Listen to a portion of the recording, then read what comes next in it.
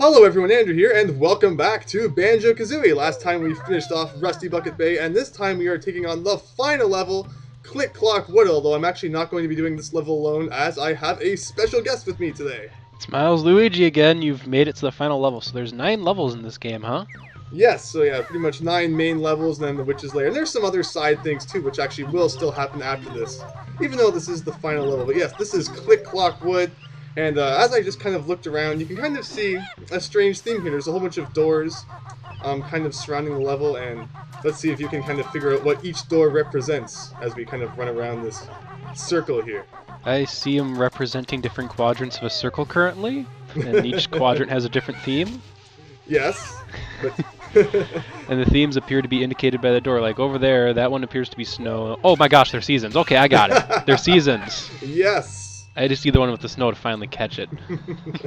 So the thing about this level is that there is kind of one main area, and then there are 4 different doors, and each door takes you to that same area, but that area will be a different season depending on which door you go into.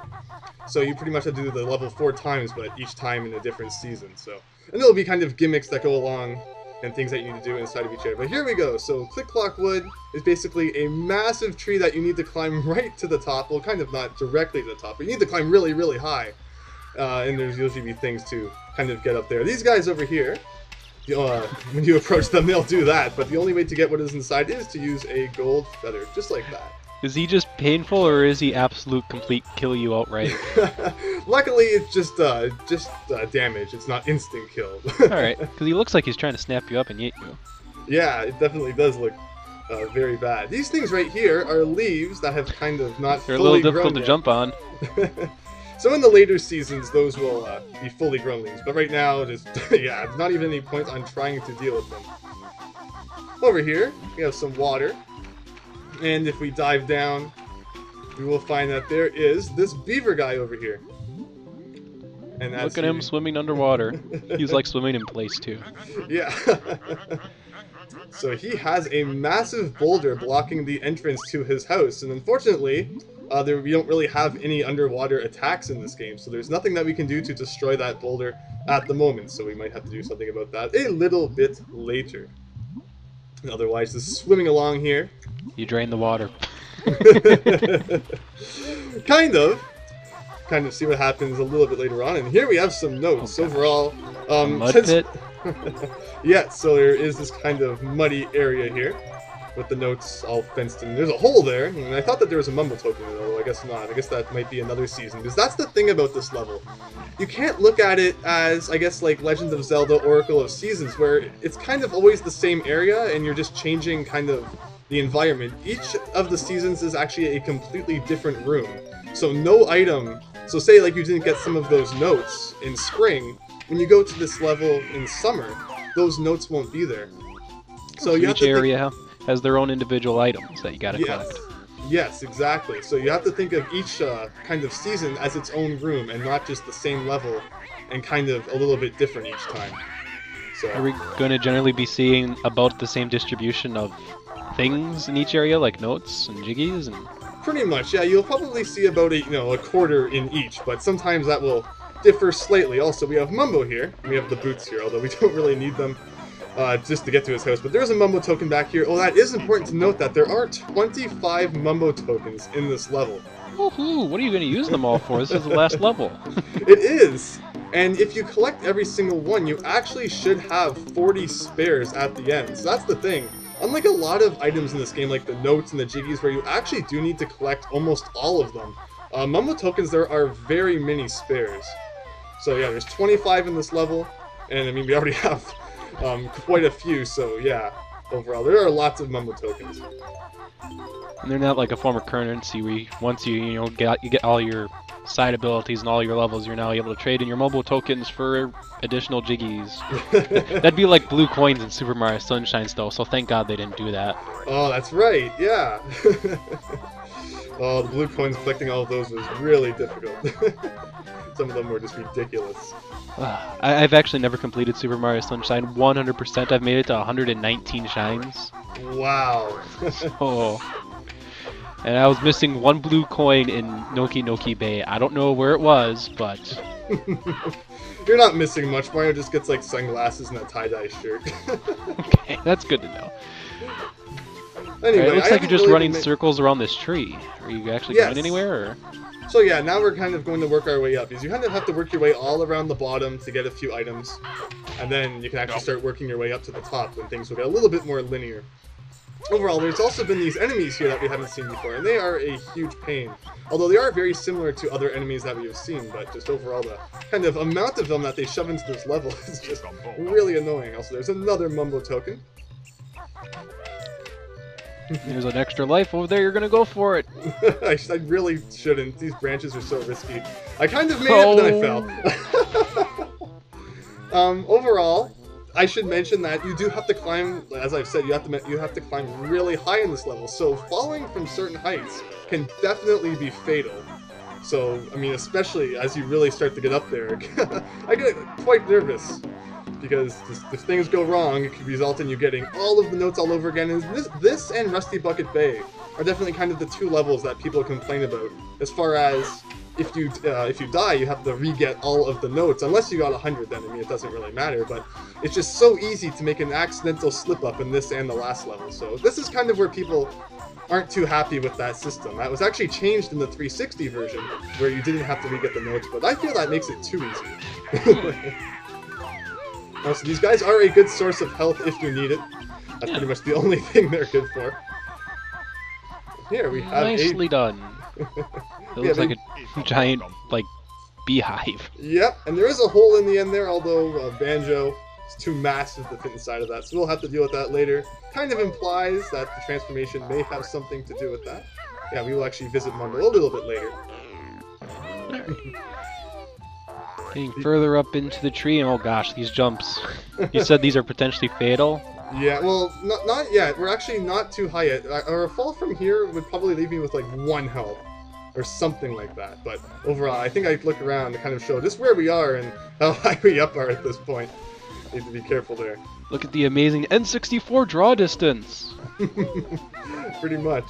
Also, there's a Mumbo token out here. This thing here, it's also interesting. Not only do kind of, you know, the seasons change and things happen to the kind of natural environment, but as the seasons go on, this kind of, I guess, treehouse here will start to be built more and more every time we come back to like a new season. So right now it's just kind of in its early stages, but later on I will hate that thing, I guarantee you. Building something very devious to go against Banjo. Also, there are those kind of evil plants that have gold feathers in them, although I would have to use a gold feather to get the gold feather, so it's kind of completely pointless for me to even worry about that. Unless there was an achievement for killing all the enemies in a level. That's true. I think that the 360 version of Banjo-Kazooie actually did have achievements, although I have no idea what they are. And Anyway. usually they're dumb, like exactly what I said, kill all the enemies in a level. Yeah. Anyway, there is the summer switch. So in each kind of season, we are going to have to find the switch that opens up the next season. So we have just taken care of that right there. So you can't even just say, I want to start with winter. You basically had to start with, I'm assuming this is spring, right? Yes, exactly. Okay. Although, I know my own seasons. Oh, look at this guy. Yep, Nut, he's eating, and I try to ground pound him. It does absolutely nothing. All that there is in here right now is a Mumbo token, I believe. So just come in here and get that, because as I said, if you came in here in a different season, the items would be completely different. So you could say like, where did I miss that one Mumbo token? And you would actually have to go through all 4 seasons looking through it. So that is kind of the one thing about this level. If you miss something, enjoy spending hours and hours looking for it. Ugh. Oh, so this part right here is very mean. There's these kind of thin platforms, and there's a slope, and of course if you touch the slope, you will instantly slide off, and it probably won't end well. Because at this point, falling would probably result in death, unless you're lucky enough to land in the water, but there's not that much water, so... So, I'm gonna assume that this egg will play a purpose in other seasons, but right now it has no purpose? Well, that's the thing. So in every season, yes, this egg will kind of play a new purpose. Right now, we actually need to ground pound it as kind of a means of hatching it. Which I mean, can you imagine that if you broke an egg, kind of bought a pack of eggs from the store, and when you broke it, a bird came out? Anyway, just gotta smash this thing, and there you go. There you go. So this is like Oracle Seasons and Oracle of Ages all combined into one. Pretty much. So yeah, so pretty much that's all we need to do with that guy right now, although every time we enter a new season, there will be something new that we need to do for him. He's sleeping like a baby. And now this part is a little bit risky here. Always kind of scares me because these platforms, I mean, they're pretty wide, but at the same time, like this jump right here is pretty long. Holy cow. And that's not one of those jumps where you can just long jump across. Yep. And here we have our first Jinjo, so we've already done quite a bit, and we actually haven't really gotten too much yet. We only have a few notes, and I think we're about to get the first Jiggy here. But overall, we haven't really done too much. This tree does not want you alive. I still don't really know what these things are supposed to be, like rampant roots or something like that? I have no idea. There you go. For braving inside the very, very deadly tree, you get a Jiggy. Your first one! Yes! So yeah, so pretty much that's your reward for climbing all the way to the top of this massive death trap. And I just look around because I could swear that there was an item somewhere, but maybe not. Is there an easy way from here to go back to the hub of the entire world, or do you have to jump down, basically? You have to jump down, and actually, I never used to do this, but if you remember last time you joined me, we learned about the gold feathers and how you do not take fall damage, so I actually... So you used a gold feather to basically survive a fatal jump damageless. Nice. Exactly. So, man, as a kid, I used to just work my way all the way back down, jumping across all the evil platforms again, but that is definitely kind of the ideal thing, because as long as you get all the items along the way, there's not really any point on walking back down, so jumping like that is a pretty good thing to do. There isn't any, like, inaccessible platform way out there that you have to jump away from the top and land kind of on it. That would be very mean if there was something like that. It would be. But anyway, we're finally going to go and visit Mumbo for the final transformation of the game. Kind of. And okay. And it costs 25, and there are exactly that number of Mumbo tokens in this level. So if you somehow came into this level with 0 Mumbo tokens, I guess you could look around until you found enough of them to transform, but otherwise... usually by this point, I don't think I've ever had an issue with not having enough Mumbo tokens to pay. In fact, after the last level, after the first level, I don't think it was ever an issue to actually need to go and look for Mumbo tokens. Usually just you'll come across enough to always be kind of safe. But the transformation of this level is a bumblebee. Oh my gosh, you're a fat little bumblebee. Yes. So there we go. So now, the bumblebee can fly around as much as you want, and there's not any limit. Also, the bumblebee does not take any fall damage, which is pretty cool. Nice. I just fly around a little bit. Overall, the bumblebee actually is not used for very much at all. So I just kind of even in fly this around. level, or Yeah, even in this level. So I mean, there's like a couple of things to do with it, but overall, it's not super massively kind of needed. There was that bee nest that we could not go into as Banjo, so we are going to head over to that now. Anyway. once you find it. That's the thing, once you fly up too high, I was kind of demonstrating there how you, kind of showing the max height that you can fly up to. But overall, once you fly too high, you just kind of have to wait for you to go back down, which can take a while. Also, I wanted to show that as the bumblebee, you can jump on top of these flowers without needing to worry about anything, which is kind of cool. But overall, I've got all the important stuff as Banjo, so you don't really need to worry about that too much.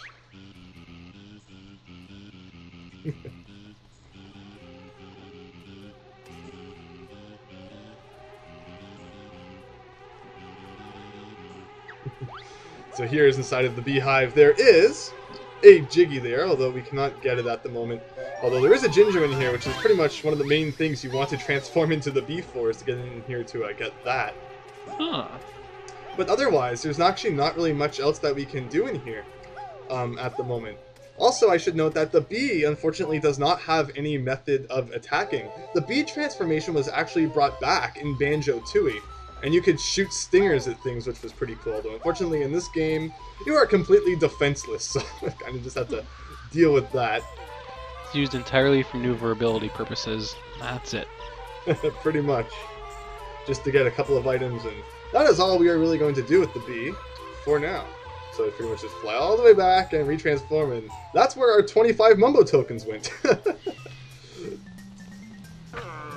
I think the most used transformation, I think, was probably like the alligator, or maybe even the pumpkin, because you needed to hit the switch with that. But otherwise, I realized playing through the game this time that the transformations aren't used a super massive amount. Like maybe they're used for like a Jiggy or two, but overall, I remember them being like a lot more useful. I think in Banjo-Tooie, the transformations do a lot more. Anyway, I completely botched that jump to the camera angle. Gotta watch out for those dastardly brambles. At least they are on the ground like where they belong. Not like in Donkey Kong Country 2. Exactly. How does it get that overgrown, really? Also, I completely forgot earlier that this hole actually has a purpose. You are supposed to put eggs into this hole, and I pressed the B button by accident. And I got all my eggs back. Try again. So once you put enough eggs in here, a flower for some reason grows out of it. I didn't know that flowers grew from eggs. Apparently they do. So it's just like you can use eggs to patch a bucket to fill with water. I have no idea how logic in this game works, but you are supposed to plant that, just like that. Also, I think this is the final Mumbo token of spring right here. Alright. So you gotta grab that. And we are 17 away from 100% Mumbo tokens, because now that we have paid our final kind of fee, there should be 40 extra, like I said, so 17 more to go for that. Also, there's a couple of don't forget those notes. I do not want to see is Andrew doing another jump cuts. Here's those notes. I don't want to have to go looking for that needle in the haystack, because this level especially, it is a very big pain. Ugh. Also, are we done with spring now, or? Yes, we are just about done with spring. I was just seeing if we could jump to that little platform there. I think you have to use the bee to fly to that, but overall, this level is just full of extra lives, and I don't really need them, so I don't usually worry about going after them too much, because when I do, it will usually result in failing. Okay. Actually, yeah. Let me see here. Oh, did we forget something? Oh, yes, we did.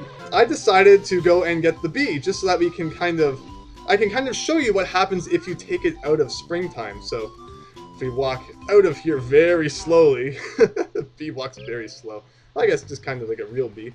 Doesn't get around too quick. So, basically, I just wanted to show you can kind of fly around the lobby area here, although there's actually no items hidden up here. I remember as a kid, I'm always like, oh, they could have hidden an empty honeycomb or something up here. But overall, flying around out here with the bee is actually completely pointless. So and because you can't attack, you can't go for the health items there. Pretty much. So all that's left to do is go into summer, and I wanted to show this. You actually cannot bring the bee into any of the other seasons. Oh, it gets weak just at the door. I know! What kind of terrible luck is that? So overall, I wanted to show that you could not kind of... So pretty much that's what I'm talking about. The bee is only useful in spring. Also, now that he is kind of growing up, we need to find 5 caterpillars and bring them to him. But I think that you're going to end this video off after spring, because that took a little bit of time. Oh, and yeah. This level is quite long, so I don't know exactly kind of how to distribute it and like how long exactly each season will take. But overall, I think that spring and just kind of getting the introductions out of the way is a good spot to end this off. Is Kazooie sweating there, or? It's just for fun. Let's take out this guy. This is a random Robin Hood-ish guy. There you go. Oh, he did actually die to the eggs. I always thought he was just going to get stunned by them.